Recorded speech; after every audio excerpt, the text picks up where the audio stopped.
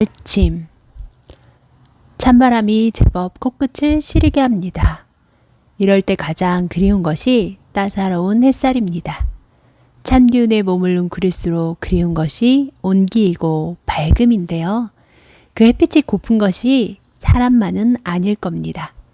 가정에서 키우는 식물들은 더하지요. 햇빛을 양분 삼아 자라니까요. 열대가 고향인 관엽식물들에게 햇빛은 없어서는 안 될 존재인데요. 그런 햇살이 약해지는 겨울이 식물에게는 그 어떤 계절보다 힘이 들지요. 식물이 맥을 못 추는 겨울엔 식집사도 힘이 빠집니다. 언제나 방긋방긋 새잎을 내주던 녀석들이 온데간데 없이 사라지면서 식물 키우는 재미도 줄어들게 되니까요. 식물 등을 켜주고 서큘레이터로 인공 바람을 쐬어주어도 식물이 여름처럼 자라주지 않아 심통이 나지요. 하지만 그런 식집사를 신나게 하는 식물들이 짠 하고 등장하는 것이 또한 인생의 또 다른 맛이지요. 여름 내내 잘 자라지 않던 스킨답서스입니다. 남들은 죽일래야 죽일 수가 없다는 식물인데요. 나에겐 그렇게 어려울 수가 없었죠. 매번 관심과 사랑을 너무 주는 통에 과습이 되어 죽어버리기 일쑤였으니까요. 그런데 겨울로 들어서며 스킨답서스가 달라졌습니다. 식물 등을 쐬어주었더니 쭉쭉 뻗어나가기 시작합니다. 봄에도 여름에도 꼼짝 안 하던 아이가 존재감을 드러내는데요. 그 모습이 무척 반갑고 예쁩니다. 누구에게는 혹독한 겨울일 텐데요. 스킨답서스는 그야말로 제 계절을 맞은 모습이니 참 신기하지요. 여태 맥도 못 추던 아이가 나 좀 봐달라고 자라는 모습에 매일 시집사는 즐겁습니다.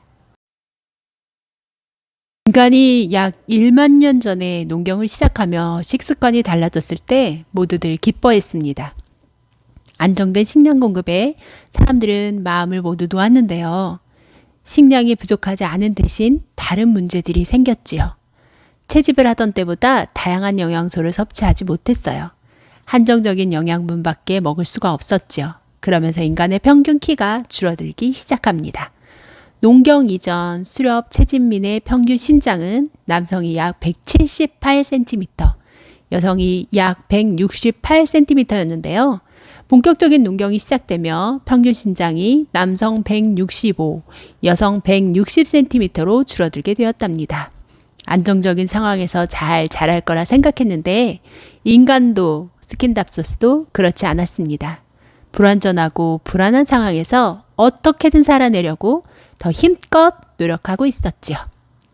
일어나야지 학교 늦겠다.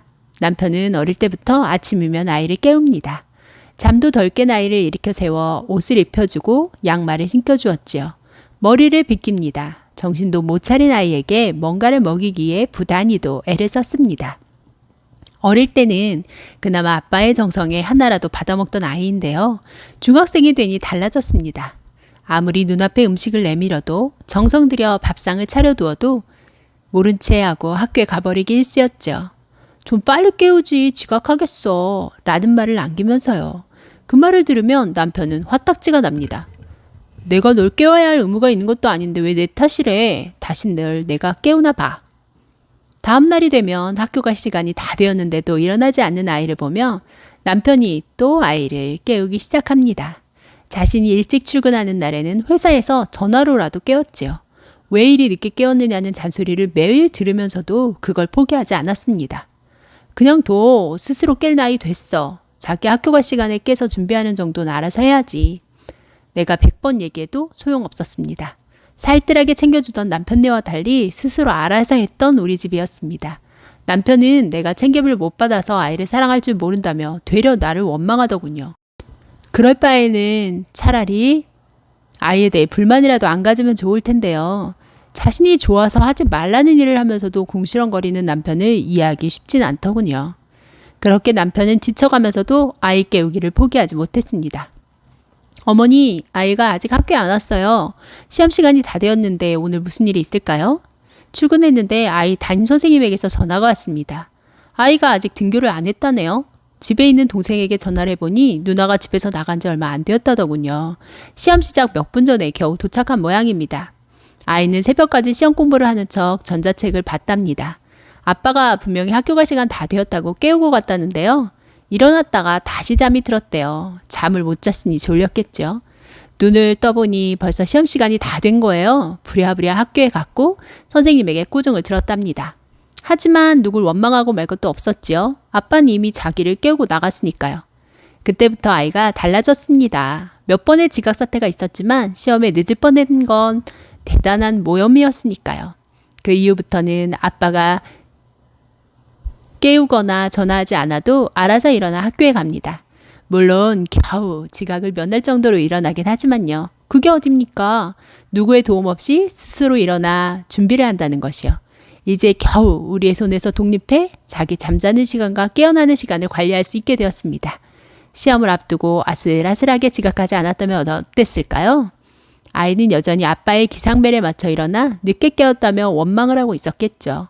황당하고 어이없는 실수를 할 뻔한 이후에야 자기 시간 관리를 스스로 하게 된 것입니다.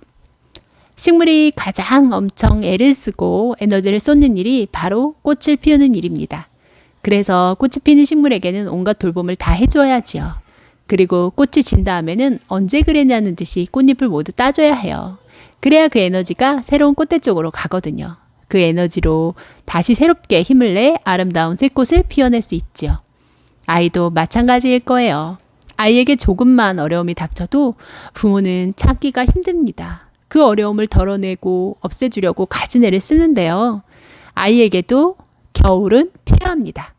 모질고 험한 추위를 견뎌내며 아이는 자신만의 에너지를 얻게 되고요.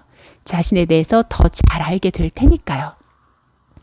지금 어려움을 겪기 시작하려는 아이 앞에 얼마나 보드랍고 안락한 환경만 마련해 주려고 했는지 생각해 봅니다. 아이가 조금이라도 아프고 힘들까봐 내가 더 조심하는데요. 그건 진정 아이의 성장을 돕는 길이 아닐 겁니다. 아이가 아파하는 모습을 내가 못 참아서이거나 그 아픔을 보고 있는 내가 안쓰러워 그럴 수 있을 거예요. 이제 나도 툭툭 손을 털어버리고요. 아픔을 겪고 모든 겨울을 견뎌내는 아이에게 박수를 쳐줘야겠습니다. 그 추위를 이겨내서 더 멋진 사람으로 성장해 갈 테니까요.